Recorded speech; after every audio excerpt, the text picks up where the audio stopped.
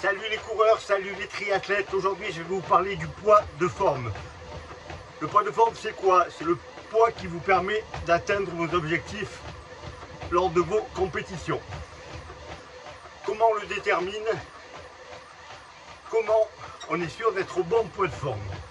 Alors, au fil des années, on a cette chance-là, c'est qu'on a tenté plein d'expériences.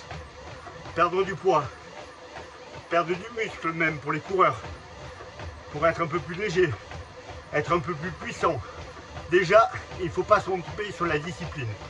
Selon la discipline que vous faites, le poids de forme n'est pas le même. Comme toujours, je vais prendre mon exemple.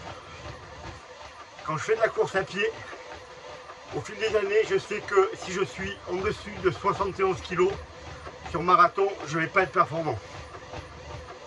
À une époque, je faisais de l'Ironman. Et j'avais tenté la même chose. Et là, ça n'a pas été une réussite. Pourquoi? Parce que je manquais de muscles en vélo ou sur la natation. Donc mon poids de forme, quand je faisais du triathlon, c'était 73 kg. Alors, à ce niveau-là, on ne parle pas de graisse. Parce que j'ai la chance, moi, quand je m'affûte, de tomber sous les 10% de matière grasse, voire même 8 des fois. Mais là, il s'agit de volume musculaire presque. Quand je fais du vélo, j'ai tendance à prendre du muscle dans les cuisses. C'est utile pour le triathlon, mais inutile complètement pour la course à pied. Quand je prépare des marathons, j'ai tout intérêt à perdre du muscle pour être un petit peu plus léger, parce que notamment sur marathon, le kilo supplémentaire, non seulement vous fait aller moins vite sur chaque kilomètre, moi je l'ai estimé entre 3 et 4 secondes au kilomètre, mais surtout votre dépense énergétique n'est pas la même. Si vous faites 75 kg, vous dépensez peut-être 400 calories à l'heure, et à 71 kg, je suis à 350, et en fin de course c'est important. On a toutes des idées préconçues sur son poids de forme également. Moi, des années en arrière, je me disais j'ai des gros os, à moins de 75 kg j'y arriverai pas. J'étais assez musclé, j'avais fait de la muscu pendant longtemps, et j'étais persuadé que je ne pouvais rien faire, que je ne pourrais pas descendre. Or, de toute façon, je suis quelqu'un d'assez lourd, puisque je fais 1m77, et comme je vous le disais tout à l'heure, à 71 kg, voire 70, je suis très performant en course à pied. Mais à l'époque, je ne pensais pas que c'était possible. Il a fallu que j'arrive sur le tard, et que je change mon alimentation, et que j'essaie de descendre pour me rendre compte que c'était possible. Et de suite, j'ai été plus performant en course à pied, puisque je bats mes records encore maintenant à 58 ans. Alors comment faire pour déterminer le vôtre? Tout simplement, déjà, quand vous êtes débutant, vous n'avez pas trop d'idées. Mais vous avez surtout plein d'idées préconçues, comme j'ai pu avoir. Ah ben moi, je suis assez costaud. Moi, je suis assez lourd. Moi, je suis trop maigre. Je pense qu'il ne faut pas tenir compte de ça. Et il faut vous tester. Il faut vous tester sur plein de distances. Si vous faites de la course à pied, c'est les distances en course à pied. Voir quand est-ce que vous réalisez vos meilleurs perfs. Selon la distance, même chose. Vous préparez un 10 km ou un marathon, c'est pas du tout la même chose. Sur un 10 km, votre kilo de muscle en plus va peut-être vous aider pour mieux performer. Sur un marathon, il sera plutôt un handicap. Alors bien sûr, on peut se retrouver aussi avec du surpoids quand on n'est pas en forme. Moi par exemple, aujourd'hui, je reprends, on va dire, l'entraînement, même si j'ai pas vraiment coupé puisque j'ai fait du vélo. Je sais que j'ai 6 kg de trop par rapport à mon poids de forme et que ça serait impossible de courir un marathon dans les bonnes conditions. Je verrai plus tard dans la vidéo vous expliquer comment je fais pour descendre en poids. Donc vous, il faut à tout prix que vous trouviez le bon poids et que vous fassiez des essais en descendant un petit peu ou en remontant si vous êtes trop maigre. Quelqu'un qui est trop maigre aura peut-être besoin de faire de la muscu et de prendre du poids pour être plus performant. Donc n'hésitez pas à essayer dans tous les sens. Maintenant, si vous avez vraiment du surpoids, il est évident qu'il faut passer par la case je fais attention et je perds du poids. Comment faire d'ailleurs pour perdre du poids intelligemment? Déjà, l'alimentation, bien entendu. Il suffit de regarder ce qu'on mange Et si votre alimentation est basée sur des produits gras, sur des volumes super importants, ben, il va falloir faire quelque chose.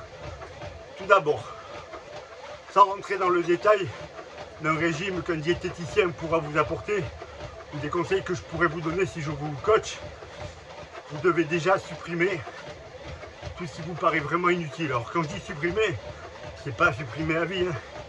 C'est juste petit à petit enlever des choses qui ne vous servent à rien. Vous en gardez un petit peu pour quand vous voulez vous faire plaisir, mais il ne faut plus que ça soit votre alimentation de base. Comment je procède moi quand je veux descendre en poids? Sachant que je ne suis jamais très gros, et comme je vous dis, ben, j'ai tendance à prendre un peu de muscle, à m'alourdir, à prendre un peu aussi de graisse autour du ventre quand je ne fais pas attention. Quand je ne suis pas du tout en préparation, je mange vraiment n'importe quoi, bonbons, chocolat, gâteaux, etc. Mais dès que je bascule en mode préparation, je fais ça en plusieurs étapes. Première étape, je supprime tout ce qui est gâteau, chocolat, tout ce qui est vraiment la partie plaisir de l'alimentation. Au début c'est dur, parce que supprimer tout ce qui est sucré, en fait, c'est le plus difficile. Mais au bout de 15 jours, ça me manque quasiment plus. Et déjà quand je fais ça, vous pouvez être sûr que sans augmenter mon volume d'entraînement, je vais perdre 1 ou 2 kilos.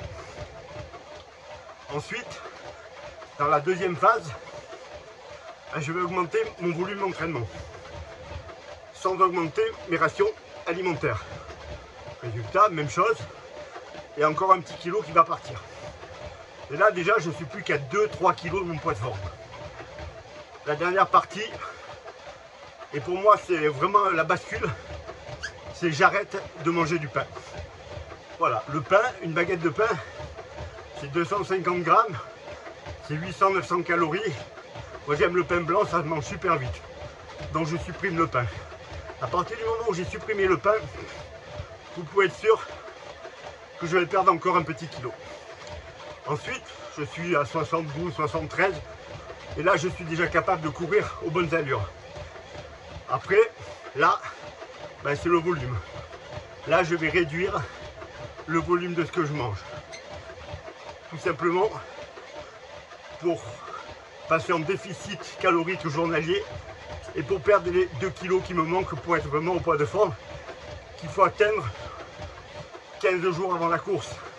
Parce que la dernière semaine notamment, on va être obligé de bien s'alimenter et on sait qu'on va reprendre du poids. Donc moi je fais ça sur 4-5 mois tranquillement. Je me stresse pas. Je vais m'entraîner avec du poids en plus au départ. Les séances vont être difficiles, mais je sais que grâce à ça, ben, l'allure que je vais tenir difficilement, je l'atteindrai de plus en plus facilement par la suite. Donc je reprends, je vous dis d'abord suppression de toutes les conneries qu'on peut manger tous les jours, ensuite suppression du pain, et ensuite ben, suppression un petit peu des volumes. On va faire les courses le ventre plein. C'est-à-dire on mange avant d'aller faire les courses pour ne pas se laisser tenter par les gâteaux, par tout ce qu'on met dans le caddie et qu'on ne devrait pas mettre. Moi je ne bois pas d'alcool donc j'ai pas ce problème là, mais il est évident que supprimer l'alcool petit à petit c'est une bonne chose, car l'alcool empêche les aliments de se digérer correctement. Donc faites ça progressivement. Vous fixez un objectif. Si vous le connaissez votre poids de forme, c'est beaucoup plus facile. Sinon, comme je vous le disais précédemment, n'hésitez pas à faire des tests. N'hésitez pas non plus à bien réfléchir sur les épreuves que vous préparez. Si vous préparez un ultra trail de 180 km, il est hors de question d'attaquer l'épreuve en étant fatigué, en n'ayant pas mangé assez. Donc là, il faut faire très attention aussi. Être en forme, c'est pas être trop maigre. C'est pas tomber dans l'anorexie, ce qui arrive malheureusement à beaucoup de coureurs. Parce que ben, on se trouve à un poids, on performe. On perd un demi-kilo, on bat son record. Il est très simple de se dire, mais attends, je vais encore perdre un demi-kilo et je vais encore battre mon record. Et des fois, ça marche. Et puis, il arrive le moment où ça marche plus. Il arrive le moment où vous êtes épuisé. Vous n'avancez plus et là, c'est trop tard. Et là, vous vous rendez compte que vous êtes en carence complète et incapable de faire quoi que ce soit. Donc arriver au poids de forme, c'est pas arriver en étant trop maigre, c'est pas arriver en étant fatigué. Donc ça c'est vraiment important. Et je vous dis, ça arrive à plein de coureurs de se retrouver dans des situations très compliquées. Beaucoup de cyclistes, parce qu'en vélo, dès que vous faites des épreuves un peu montagneuses, ça change votre vie. Donc soyez prudents, ne faites pas n'importe quoi. Autre chose que je fais moi, c'est que je m'entraîne toujours à jeun, quelle que soit la séance. Sortie courte, sortie longue. Alors attention, c'est pas ce que je vous conseille de faire, hein, parce qu'il faut avoir l'habitude. Mais j'apprends à mon corps à utiliser la graisse comme carburant. Ce que je fais toujours par contre, c'est que j'emporte avec moi de quoi me ravitailler en cours de séance, si je sens que la fatigue arrive, notamment bien sûr sur les sorties longues. Quand je fais des sorties longues prépa marathon, les plus grosses, elles font une trentaine de kilomètres avec au moins une vingtaine de kilomètres allure marathon. Là, je me ravitaille comme si je faisais la course pour me retrouver dans des conditions équivalentes. Mais partir à jeun sur ces séances permet aussi de simuler, alors je digresse un petit peu, la fin des marathons. On n'est pas obligé de faire des séances très longues comme ça. Si vous attaquez la séance longue sans avoir trop rechargé en calories, c'est un petit peu comme si vous vous retrouviez dans la deuxième partie du marathon.